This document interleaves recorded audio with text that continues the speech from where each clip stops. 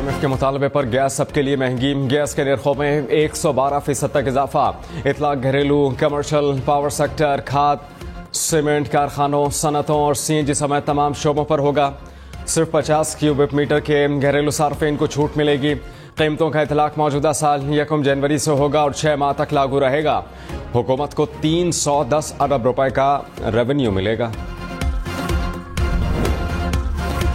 बिजली और पेट्रोल के बाद गैस महंगी, बहुत महंगी। 100 क्यूबिक इस्तेमाल करने वाले घरेलू सार्फिन के लिए कीमत 350 रुपए MMBTU कर दी गई। 200 क्यूबिक मीटर गैस इस्तेमाल करने वाले घरेलू सार्फिन के लिए कीमत में 32% इजाफा। 200 क्यूबिक मीटर गैस इस्तेमाल पर सार्फिन के लिए कीमत 730 रुपए MMBTU कर दी गई। कमर्शियल तनूर के लिए इजाफा नहीं होगा।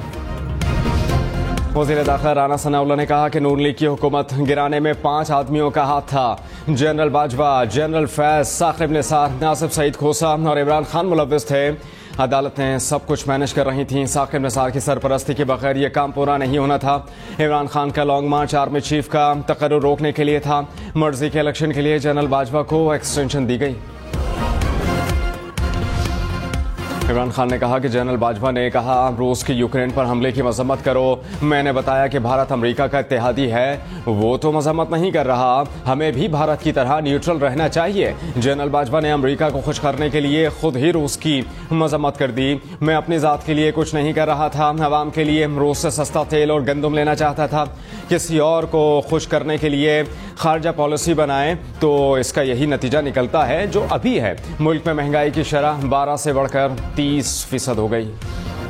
इमरान खान के दौरे हुकूमत में पाक अमरीका ताल्लुकात में पैदा होने वाली कशीदगी को कम करने का मिशन। अमरीकी महकमा खारजा का वफ्द रवा हफ्ते पाकिस्तान का दौरा करेगा। तर्जुमान अमरीकी महकमा खारजा के मुताबिक कौंसलर डेरेक चॉलेट की क़यादत में आने वाले वफ्द के दौरे का मकसद इमरान खान के दौर के कशीदा ताल्लुकात को ठीक करना है।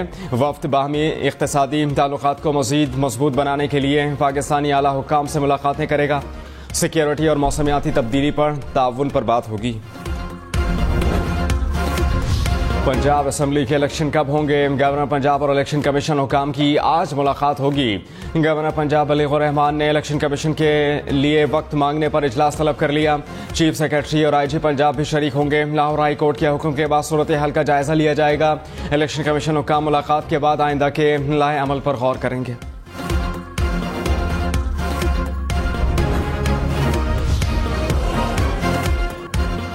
मुल्क की बिजली ब्रेकडाउन कैसे हुआ? रिपोर्ट आज वफाकी काबीना के इजलास में सामने आएगी। वफाकी काबीना का अहम इजलास आज होगा। इजलास का 5 निकाती एजेंडा जारी। तोशाखाना पर बैनुल वज़ारती कमेटी की रिपोर्ट भी पेश की जाएगी। इजलास में मुल्क की मजमूई सियासी अमन व अमान की सूरत हाल भी ज़ेर गौर आएगी। शाहिद खान अब्बासी ने कहा कि पार्टी में नई लीडरशिप आई है। मेरा नहीं ख्याल कि अब नवाज शरीफ के साथियों का मुस्बत किरदार हो सकता है। लीडरशिप को आगाह कर दिया था कि ऐसी तब्दीली आई तो हिस्सा नहीं हो सकता। प्रोग्राम पावर पॉलिटिक्स में मज़ीद कहा कि नून लीग के रूह रवा नवाज शरीफ, सदर शहबाज शरीफ हैं। इस सूरत में मेरा इलेक्शन लड़ना मौजू है। मुस्तकबिल में मरियम नवाज आई तो उस वक्त फैसला करूंगा। पाकिस्तान पीपल्स पार्टी एक कमेटी तश्कील देगी जिससे हम सारी सियासी जमातों से रब्ता करने के लिए तैयार हैं। उनको हम पसंद करते हैं या नहीं।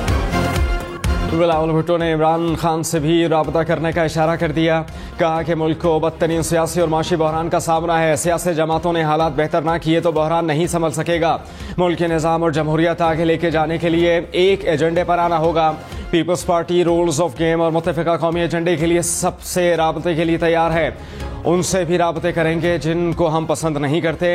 इमरान खान कहते हैं कि TTP से बात हो सकती है, अवामी नुमाइंदगान से नहीं। खेलूंगा ना खेलने दूंगा, अवाम को नुकसान हो रहा है। इमरान खान ने कहा कि पाकिस्तान में तमाशे हो रहे हैं। आइन कहता है कि 90 रोज़ से इंतखाबात होने चाहिए। अब सारे मुल्क कह रहे हैं कि इलेक्शन नहीं कराए। मुल्क में कोई असम्बली, इंसानी हुकूक नहीं, ताकतवर कब्जा माफिया बनकर बैठा है। चोरी करने वालों को NRO 2 दे दिया गया। पाकिस्तान में कानून सिर्फ कमज़ोर के लिए है। बड़े चोर आज़ाद और छोटे सलाखों के पीछे हैं। जानवर और इंसान में बड़ा फ़र्क इंसाफ का होता है। वज़ीर-ए-आज़म शहबाज शरीफ आज एक रोज़ा दौरे पर कराची जाएंगे। वज़ीर-ए-आज़म पाकिस्तान नेवी की अमन मशकें देखेंगे और तकरीब से खिताब भी करेंगे।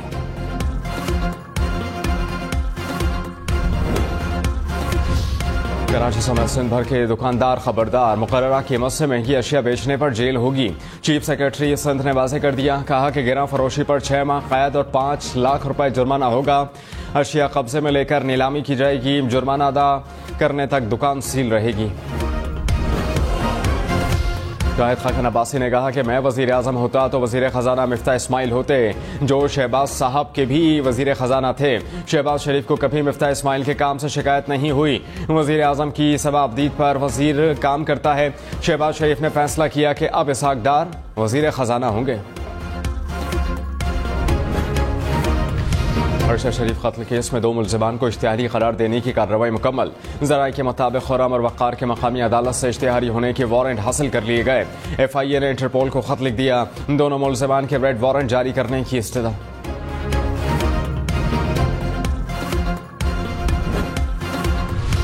अरशद शरीफ कत्ल केस में दुरुस्त तहकीकात नहीं हो रही। अरशद शरीफ की बेवा सुमैया अरशद ने कहा, दूर दूर तक इंसाफ नजर नहीं आ रहा। हुकूमत ना अरशद को तहफ़्फ़ुज़ दे सकी, ना सही तहकीकात कर रही है। तहकीकात होनी चाहिए कि अरशद को किसने मुल्क छोड़ने पर मजबूर किया। रियासत तहफ़्फ़ुज़ फराहम करे तो लोग सच बात बता सकते हैं। वज़ीर आला सिंध ने अमरीकी सफ़ीर डोनाल्ड ब्लूम की मुलाकात हुई है। सलाह मुतासरीन की बहाली के मंसूबे पर तबादला ख्याल हुआ। डोनाल्ड ब्लूम में USAID के गोदाम में इमदादी सामान का जायजा भी लिया।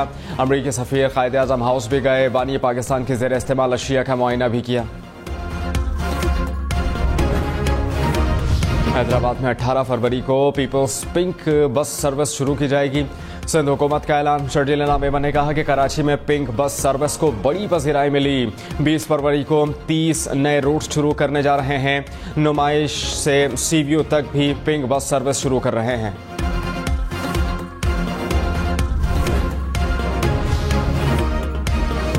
वर्जिन अटलांटिक एयरलाइन का पाकिस्तान में ऑपरेशन मुअत्तल करने का फैसला। तर्जुमान सिविल एविएशन के मुताबिक वर्जिन अटलांटिक ने ऑपरेशनल वजूहात की बिना पर ऑपरेशन मुअत्तल करने का फैसला किया। एयरलाइन मौसम सरमा शेड्यूल की मंजूरी के लिए सिविल एविएशन से राबते में है। वर्जिन अटलांटिक लंदन और लाहौर के दरमियान 1 मई, इस्लामाबाद और लंदन के दरमियान 9 जुलाई तक ऑपरेशन जारी रखेगी। तुर्की और शाम में होलनाक ज़लज़ले से अमवात 37,000 से बढ़ गईं। तुर्की में 31,000 से ज़ायद, शाम में 5,500 से ज़ायद अफराद चल बसे। तुर्की में 80,000 से ज़ायद अफराद ज़ख्मी हुए। तुर्की में 10 लाख से ज़ायद अफराद बेघर हो गए।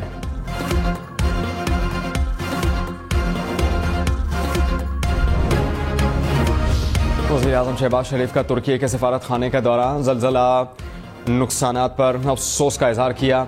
शहबाज शरीफ ने कहा कि मुश्किल घड़ी में तुर्क भाइयों के साथ हैं। गर्म कपड़ों, कंबल समेत दीगर ज़रूरी सामान भिजवाया। ज़लज़ला मुतासरीन की बहाली तक तुर्क भाइयों की हिमायत जारी रखेंगे। न्यूजीलैंड ने तबाहकुन तूफान ने तबाही मचा दी। दरख्त और बिजली के पोल गिर गए। लैंडस्लाइडिंग से घरों और सड़कों को नुकसान। निज़ाम ज़िंदगी मफलूज, स्कूल बंद, इमरजेंसी नाफिज। फलस्तीन में नहीं रहता हूं मैं, इसी घर में रहता हूं। ये मेरा कमरा है और बराबर में तुम्हारा। वहां से थूक फेंको ना तो सीधे इधर आके गिरती है। और तुम दोनों ने मुझ पे थूकना भी मुनासिब नहीं समझा। ये औकात है हाजी मरजान खान की।